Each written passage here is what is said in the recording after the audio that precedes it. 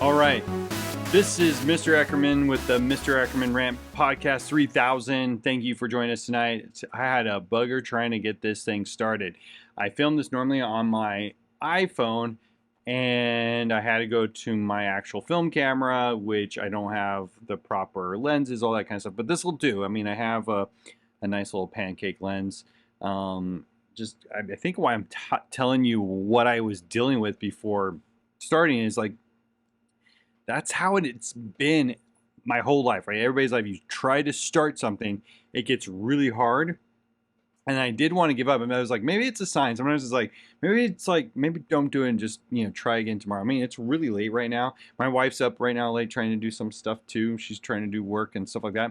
I'm waiting for an export, so I can't even use my computer right now. So I thought, well, instead of waiting around, I can claim my studio office, or I can do this thing that I really love. So welcome to the podcast, episode 5. This is episode 5 of the podcast, and we've already done an entire month of our show, the Mr. Ackerman Rant Podcast 3000, MARP, and MARP3K.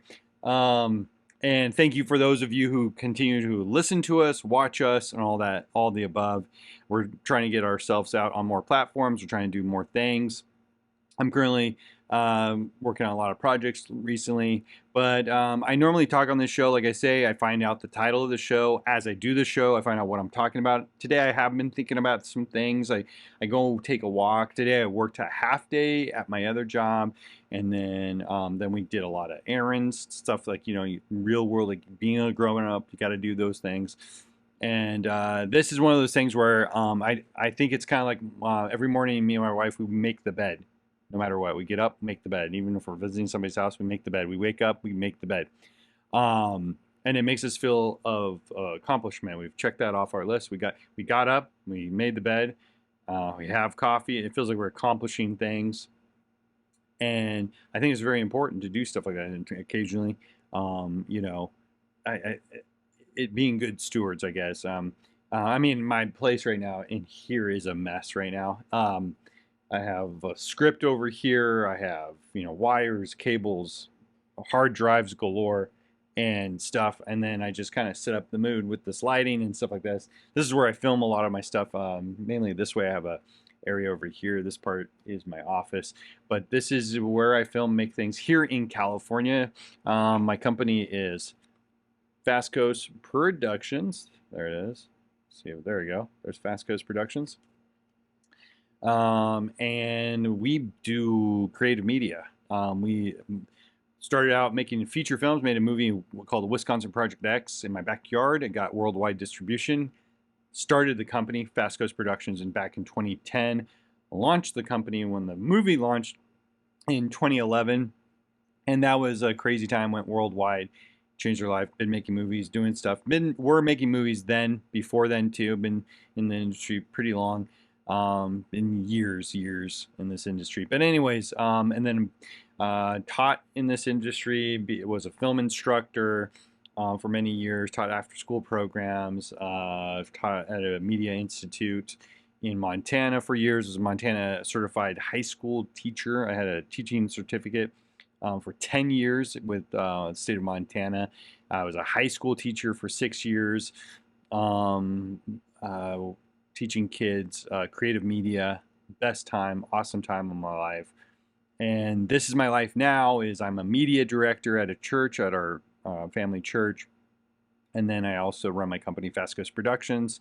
And now I do this podcast, and Fast Coast Productions works on feature films and stuff like that. And currently Fast Coast Productions is working on a small, doing a little bit work, doing a pilot, and then we also are working on a feature film currently.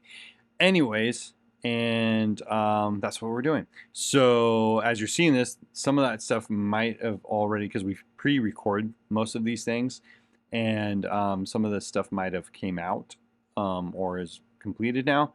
Because I pre-record shows. That's just what I do. So I feel like I accomplish things. We will do live shows if people want us to do it. I've done live Instagrams before.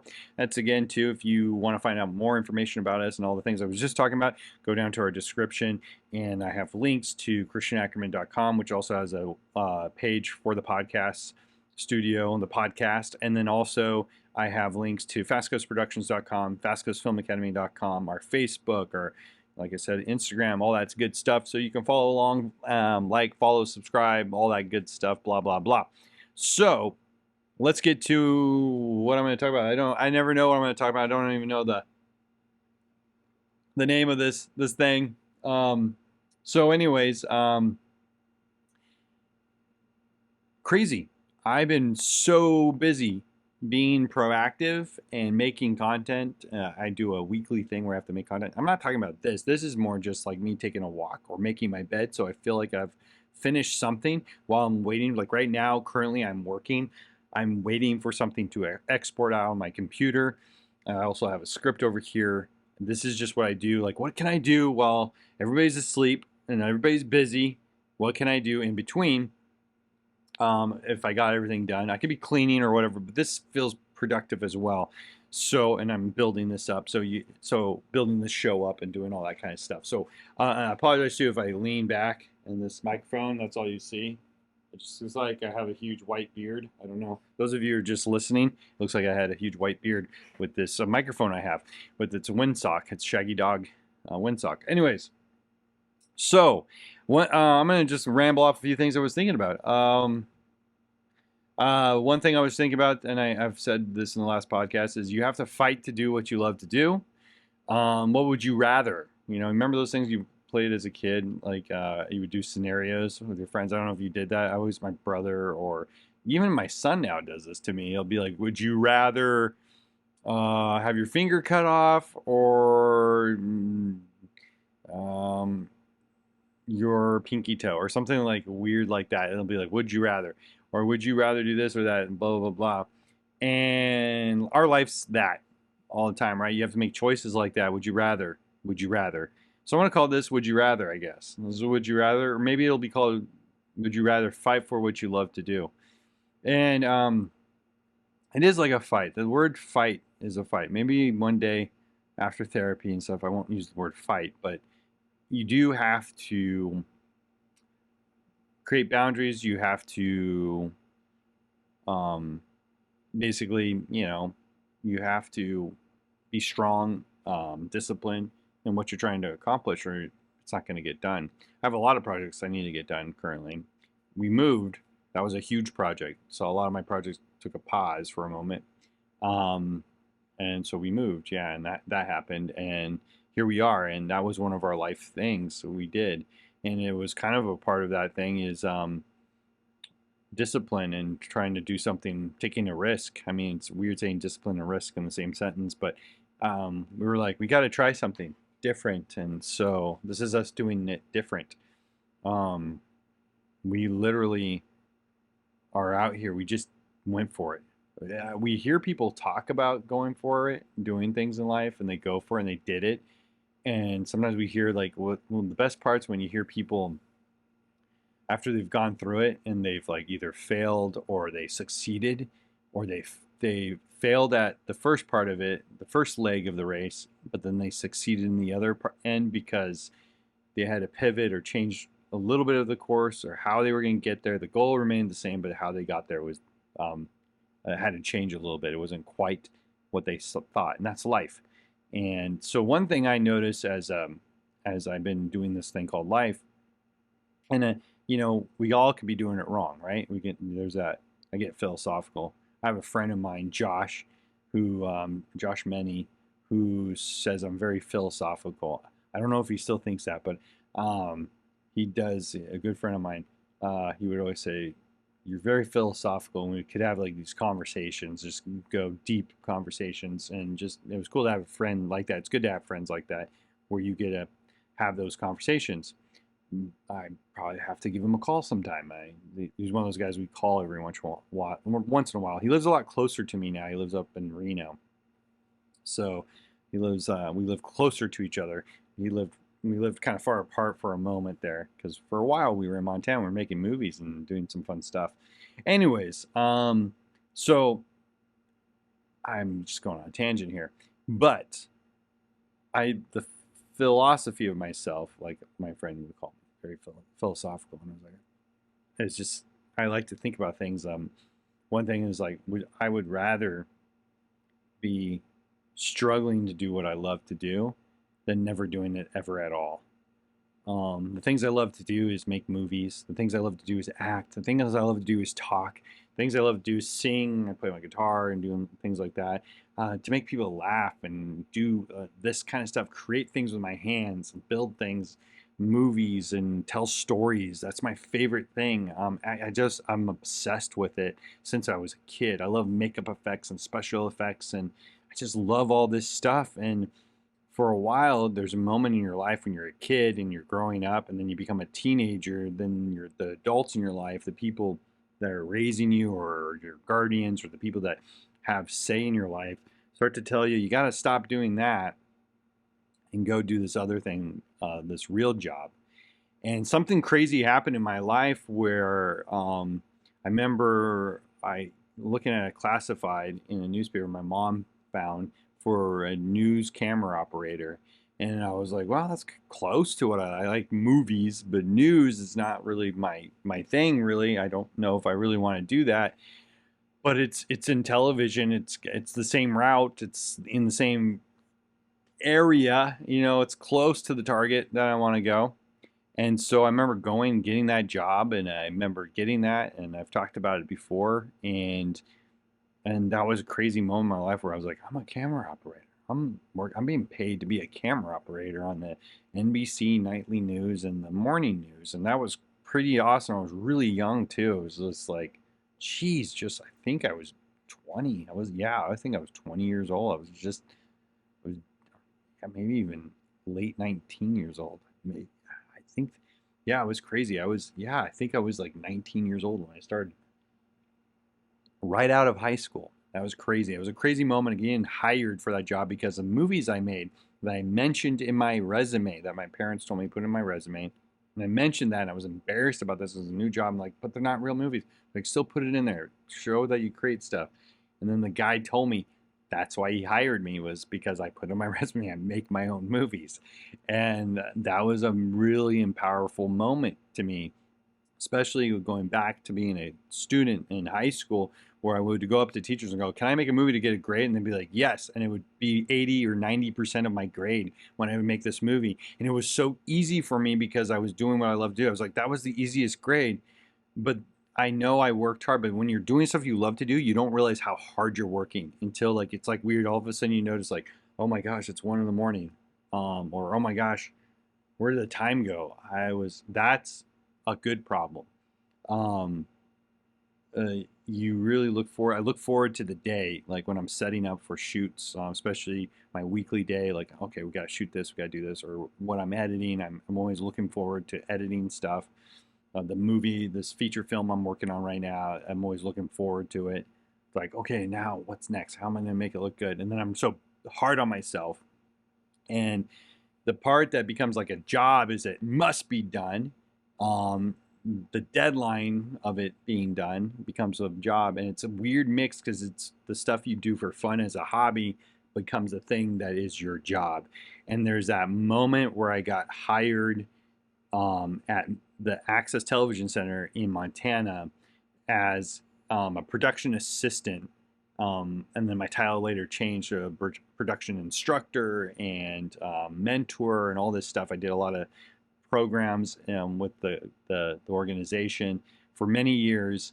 And then creating my company, Fast Coast Productions, and then getting hired to teach at a high school and a media institute, film, and all of a sudden that's consuming my life. That's my life, is the stuff I grew up obsessing about became my career. And then having that moment where it was like a struggle to even get there, and then you're there, and then having that moment of struggle where you have to make decisions like, oh, is this a good job? I need this because you have a family now involved, and is this paying well? All that good stuff. And then all of a sudden, things happen, the world happens, life happens, like in our last episode we talked about. But life does happen. And what's this? I keep slouching. I don't mean to slouch. And life happens, and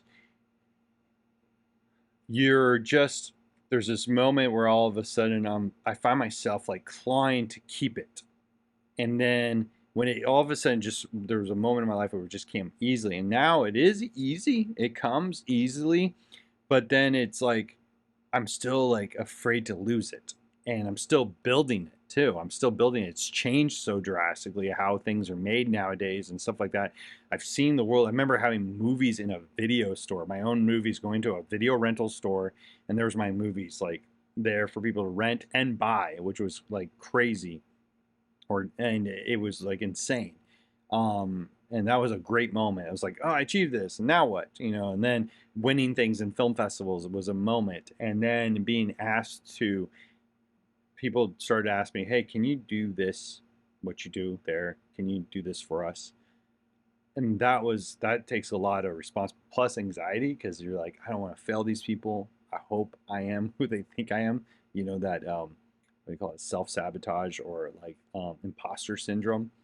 um, and I find myself every day fighting for what I love to do, but I love it. It comes so naturally to me to do this stuff, and I love learning new things. There's some things I can do better. I love it when I find people that do certain things, aspects of it better than me, and then we can work together. I love the camaraderie part of it.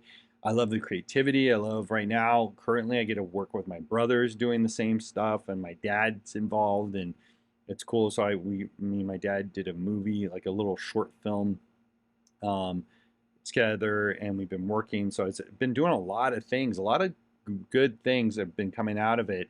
And so hopefully you guys will be seeing some things coming out, like a new. I have to update my promo video now because I'm like I've done all this stuff.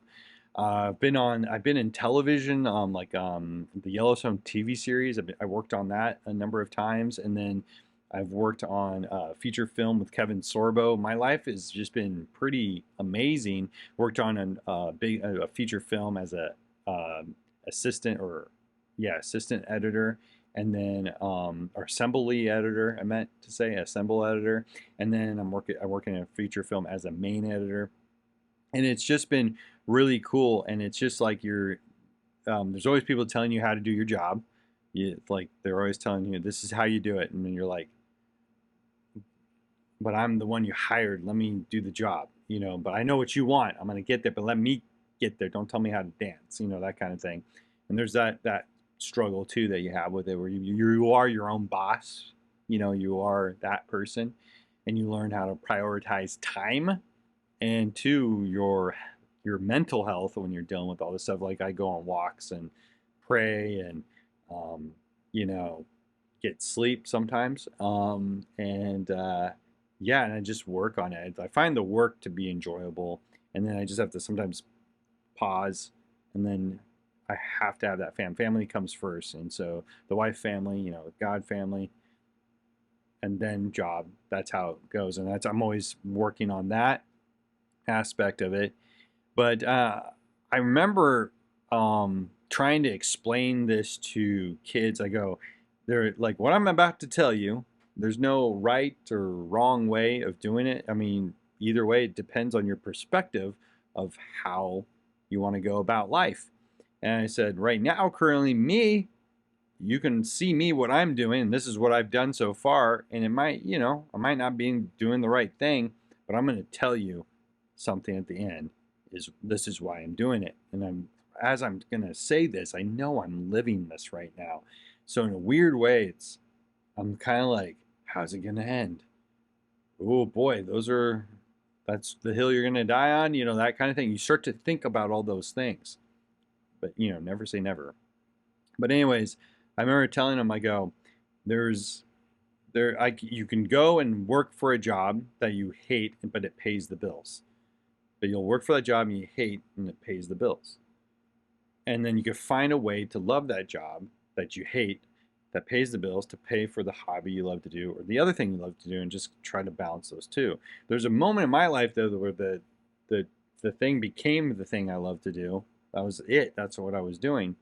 And there was a moment in my life where many moments where I was about to go, oh, I have to do this other thing I don't like to do.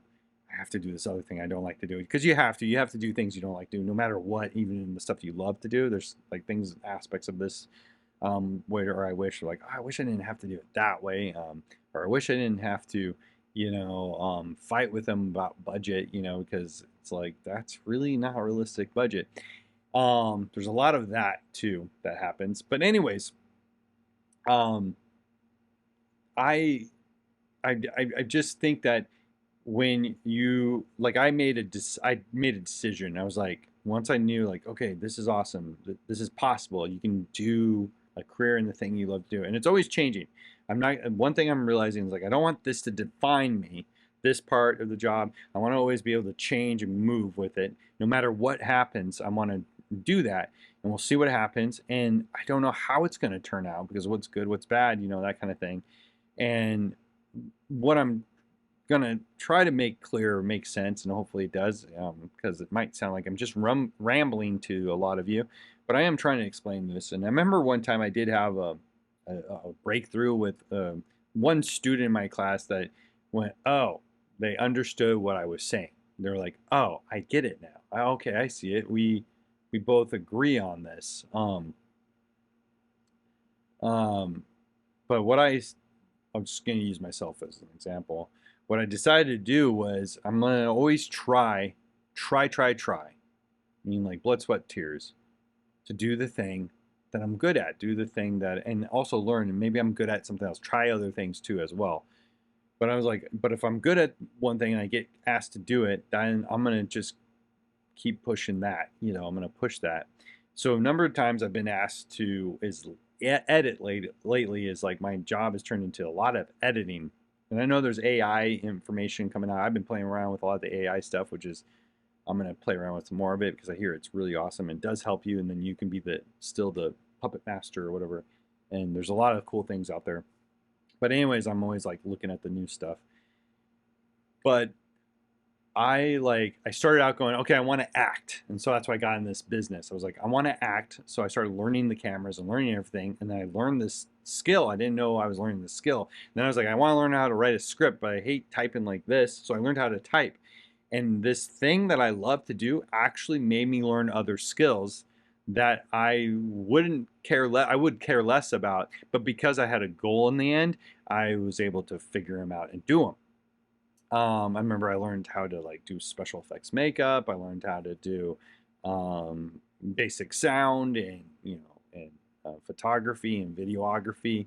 I even learned how to edit film. I remember I did a actual film on the reel to reel in college, and I learned that. And I was hacking, and it was like this is crazy, and made me appreciate the video market, but I also appreciate film at the time because it was early 2000 and there was a shift going on where they were literally, while I was editing, they were ripping out film editors and putting in digital, they would call non-linear editing machines. That's what they call them back then. They didn't just call them like, it's like now it's just common sense, but they would call it non-linear. So because you're not editing in a linear way, you were non-linear because you're editing on a computer. I remember that. That was the way how everybody talked. Anyways, so I remember those times things were changing. I could see things were changing. And I remember also in college how these older guys, these guys that have been in the business, I would hear how they got into the business. And some of it was weird things where they fell into the business. Like me, I wanted to do the other side on the camera, like what I'm doing now, where I'm on this side. I'd rather do that. And I always do pursue that. But I always ask myself, am I really pursuing it? I need to really pursue it because being behind is a little bit easier because I know this is harder. On the other side of the camera is harder, but I love it. And it does it feels natural to me when I'm on the other side of the camera. And people tell me that too when I entertain. I have entertained in performing arts as a mime. I've done First Night Missoula like for years. And I was a professional, artist getting paid to, contract work to do a show and deliver a show, one-man show on stage to the audience and do a show and deliver a show, write like a story and do this whole thing. And it was a mime act. And it was, it was really fun to do this stuff and dance and stuff like that and perform. And I did that since I was a teenager. I was really cool, long run of performing artwork, and still love to do it. And then that turned into like pivoting, turned into when I got into the film side of things. And so I'm a mime, and so I was getting hired as all these monster parts, these other things to, you know, be, where they put me in makeup. And then same in this year, last year, where I worked on a feature film with Kevin Sorbo, they again utilized my mime performance, my acting. I played zombies, I played all the robots in the movie, I played the people that get hurt, you know, in the movie, because I'm a performance artist, and I did a few stunts with the stunt team. I was allowed to do stunts because my background in like basic acrobats and stuff like that. So, you know, I was doing like flips in the crash pad, and it was really fun and enjoyable. And so it like pivot to that. And then as I get older and stuff like that, it's that, hey, can you do this? And then it's kind of like just going in this direction where, hey, can you do this? And it's cool. It's paid work and it's fun, and I get to meet these cool people. And so I'm really trying to pursue it. And it's still like I still feel like I'm not all the way in the boat yet. Like I've swam out as far to sea to get into this get on this boat, get on board. And I've been on board, but I feel like I'm still like falling off overboard sometimes. Like I'm like not quite in it, if that makes sense. It's kind of that self-sabotage, the imposter syndrome, and all that kind of stuff. I remember Robert Rodriguez saying something. He goes, I always felt like they're gonna find out who I really am. Like I'm just an artist. They hired the wrong guy. And I always have felt that way when I've been hired on things. But then at the same time, it's weird. It's like, I know I can do the job that they gave me. I know that this is the job. I can do it. I can totally do it. Just give me the work. I can do it. And so that's over time, you kind of learn to trust yourself and stuff like that, and learn about, you know, constructive criticism or just flat out mean criticism. You build up a tough hide, and you can take things, you know, a little bit and see things from a good, healthy, balanced perspective when you're working on other people's, you know, projects and works of art. Anyways, so I decided that I was going to always pursue what I love to do. And I remember hearing Jim Carrey talking about his dad was an insurance salesman, but he started out being a comedian. His dad was a stand-up comedian, a performer, comedian, and I'm not getting all the details right, but basically how the story goes, his dad then gave up his comedy and performance and got a real job as an insurance salesman. And he did that, and he saw his dad not really care for that. Not like that. It put, you know, bread on the table. It paid the bills. Then one day he got fired or let go. Just let go, you know, let go from the job he really didn't like in the first place. And Jim Carrey said, as a kid, bing, I rather get fired or let go from something I'm trying to do that I love to do, instead of wasting all this time doing the thing I hate to do. Sometimes we have no choice, right? We have no choice. So we have to figure our way out. We all pave our own road. So my thing was, well, I didn't have any choice. I had to do I had to work in the grocery store. I had to, you know, stock shelves. I had to clean poop, you know, whatever it was, change pipe, as they say in Montana, with the big, huge irrigation pipes.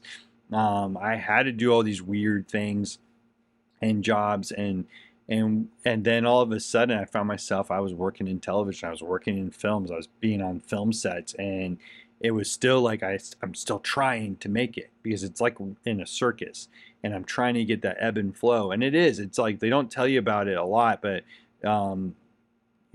there are dry seasons. And even as I got into the bigger movies and the bigger television projects, and meeting people like Kevin Costner, and talking with his stand-in that's been his stand-in for years, and then talking with just people in general who've been in the movie industry, where they have a good thing going, but sometimes it can be a struggle. Sometimes it can be a dry season, as we've seen just with the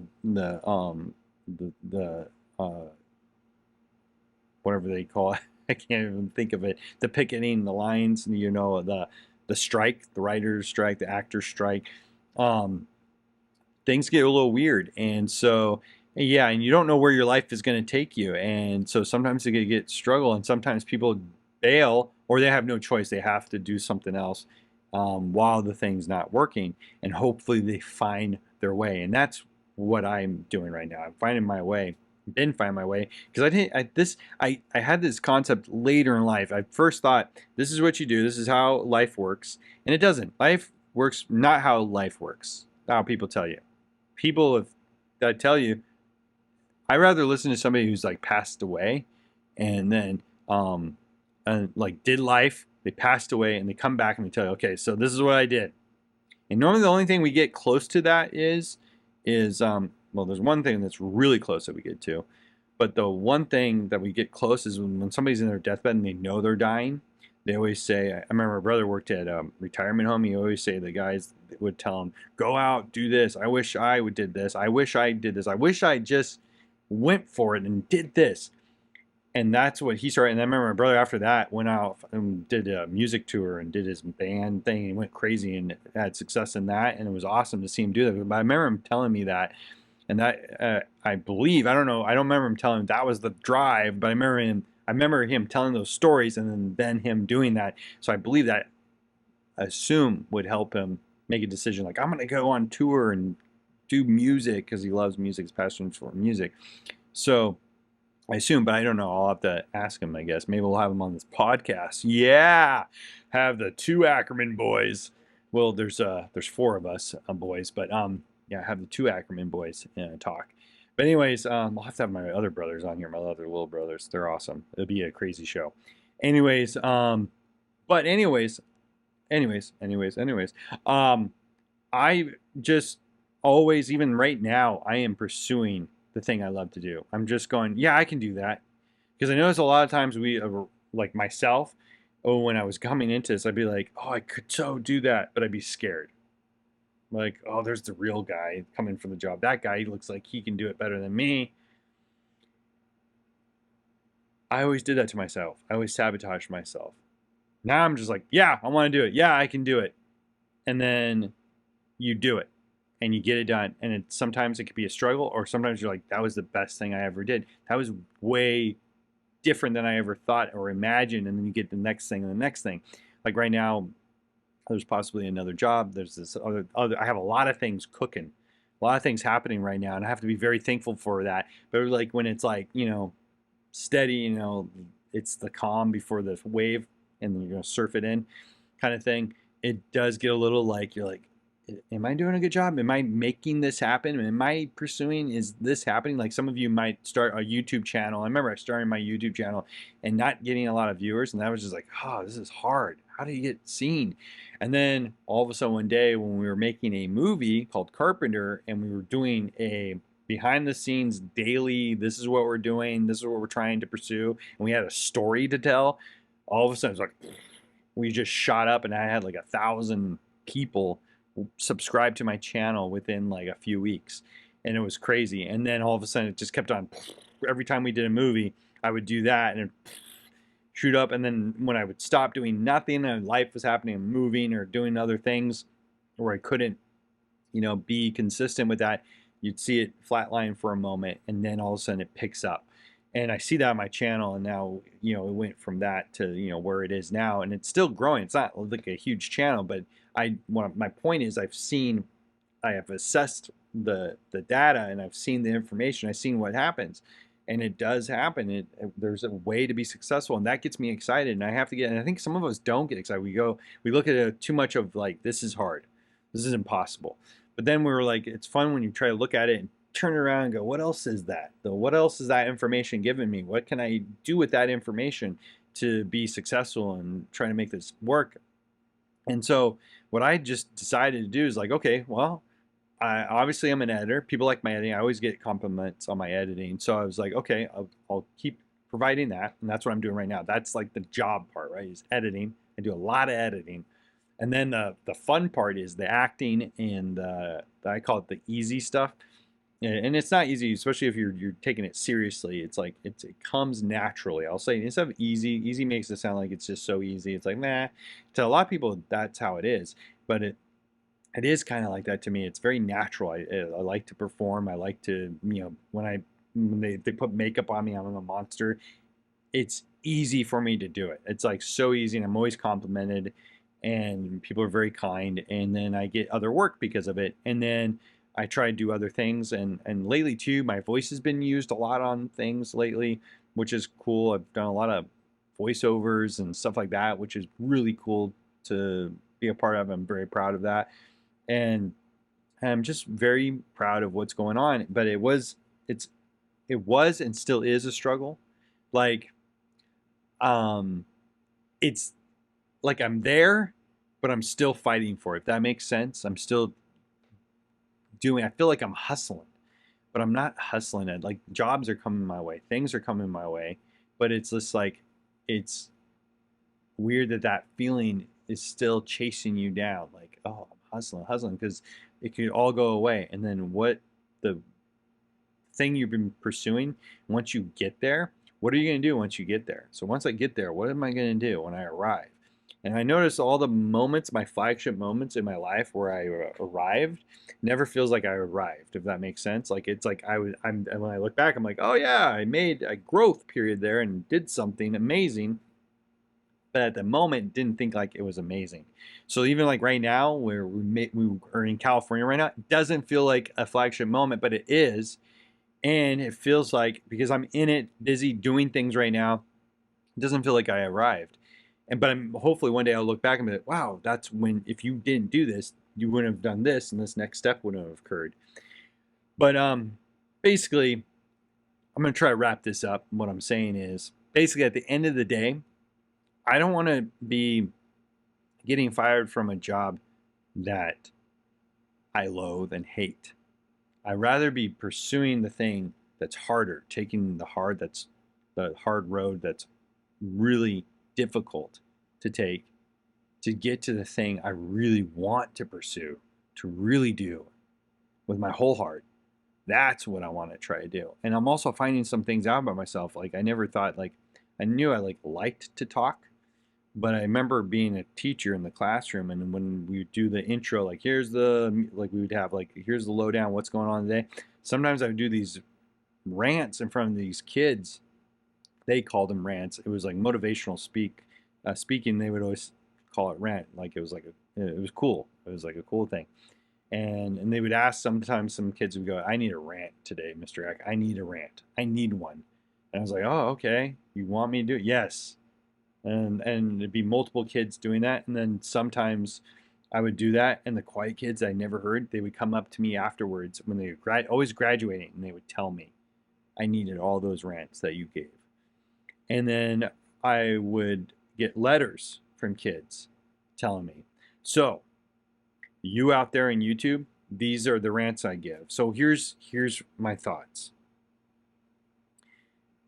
I rather be doing what I love to do. I'd rather pursue it.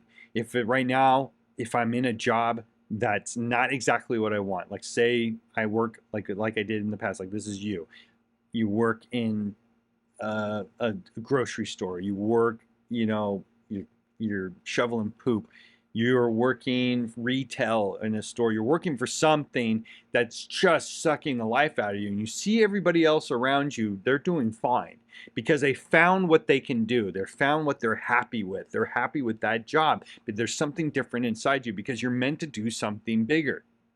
I know I'm meant to do something huge, even bigger than this, and I don't even know exactly what that's going to be. And hopefully one day we'll watch this and we'll find out. But you have to assume that you're going to do that job as best as you can, even though it's sucking the life out of you. And maybe you can find a way to empower yourself for this job if it's paying you, paying the bills, so you can start to pursue this other thing that you're going to do. And there is going to be that moment that you're going to have to make that choice of like, you have to let go of this and move on to this. And there will be that hard decision. Is it the right time? Is it the time that I have to do it? Or do I have to take a risk and bet all odds on myself? I'm just going to say this. You will fail. You're going to fall off that horse. You're going to break an arm. But are you going to get back up again, get back on that horse? And if that horse runs off, are you going to continue walking and pursuing the dream, the thing you have in your heart that you want to go so badly to? Are you going to try to go for that? And I've been knocked off that horse. I've found my way. My car is broken down on that journey. My ankles have been like twisted, and my body's bruised of trying to pursue this journey, and I'm still finding myself going for it. I'm still obsessed with going for it because every time I look at the job that I once was in, I knew like at the time I was making that job be able to work and pay for the things that I love to do, the things that I was pursuing, the hobby at the moment when it was a hobby. But then once it became and shifted into the real thing, and I was getting close into that, I was merging into that thing of the career I was trying to do, and here I'm still pursuing it.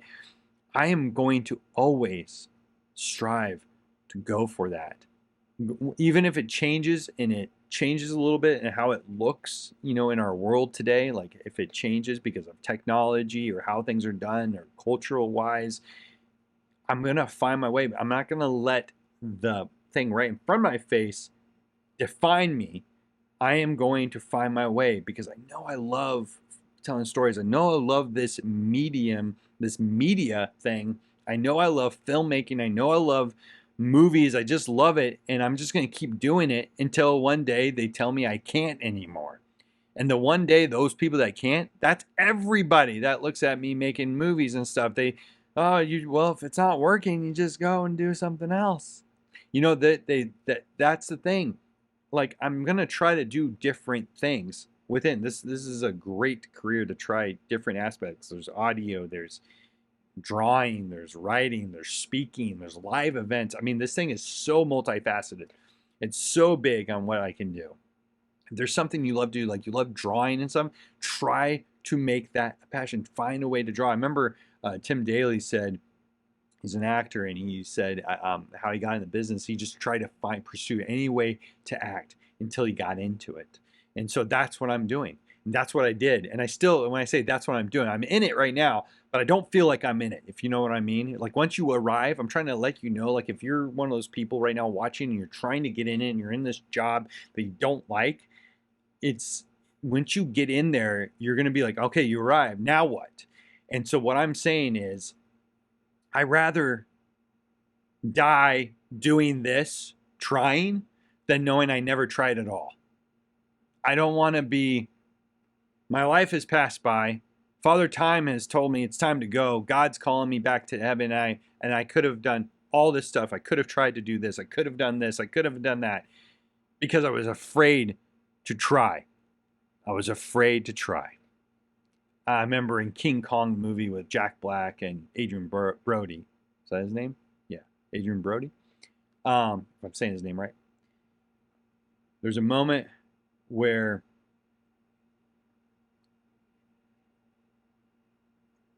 he gets on the ship. The writer and the director's on the ship, has his check, and he gets on the ship and he goes, "Good, thank you. Give me this check."